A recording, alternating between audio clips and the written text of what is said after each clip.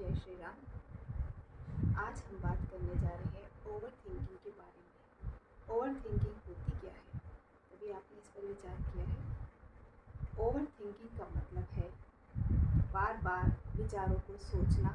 एक ही विचार है हमारे दिमाग में बार बार आता रहता है, हम चाहकर भी उससे निकल नहीं पाते हैं। आखिर ऐसा क्यों होता है? उसके बहुत सारे कारण हैं। सबसे पहले इलेक्ट्रॉनिक मीडिया को देख लीजिए। हम जब बैठते हैं टीवी के सामने या फिर मोबाइल लेकर के बैठते हैं तो हम लोग घंटों इन चीज़ों को देखते रहते हैं और हमें पता ही नहीं चलता है कि कब 2, 3, 4 घंटे बीत गए हैं। तो इस तरह से हमारा टाइम तो जा ही रहा है, लेकिन कभी सोचा है आपने कि इन सब चीज़ों से हमारा क्या नुकसान हो रहा है?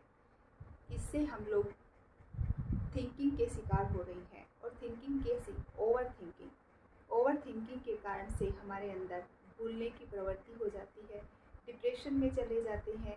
जो चीज़ें बहुत ज़्यादा इम्पोर्टेंट है हमारे जीवन में उन पर ध्यान नहीं दे पाते हैं, परिवार पर ध्यान नहीं दे पाते हैं और सबसे इम्पोर्टेंट चीज़ हम खुद पर भी ध्यान नहीं दे पाते हैं। तो इन सब कारणों से हम लोग बिल्कुल दुनिया से कटने लग जाते हैं और ये ओवर थिंकिंग हम पे इतनी ज़्यादा हावी हो जाती है कि हम इससे मुक्त भी नहीं हो पाते हैं। चाहे हम कहीं पर भी घूमने चले जाएं, लेकिन वो चीज़ें हमारा पीछा नहीं छोड़ती है। इन सब चीज़ों से अगर आप अपने जीवन में निजात पाना चाहते हैं तो आप लोगों को चाहिए कि आप ये जो व्यर्थ की चीज़ें देख रहे हैं उन पर आप नियंत्रण करने की कोशिश करें।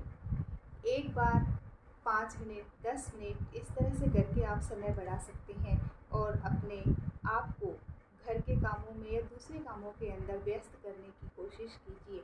तो इस तरह से आप जब धीरे धीरे समय बढ़ाएंगे तो आपको पता चलेगा कि जो इन सब चीज़ों ने आपके दिमाग को कैप्चर कर रखा था, ओवर थिंकिंग का शिकार बना रखा था, उनसे आप मुक्त होने लगे हैं और इस तरह से आपका जीवन है वो सुखद और सुंदर बन जाएगा। आजमा कर देखिए। अगली बार फिर मिलते हैं एक नए टॉपिक के साथ। तब तक के लिए जय श्री राम।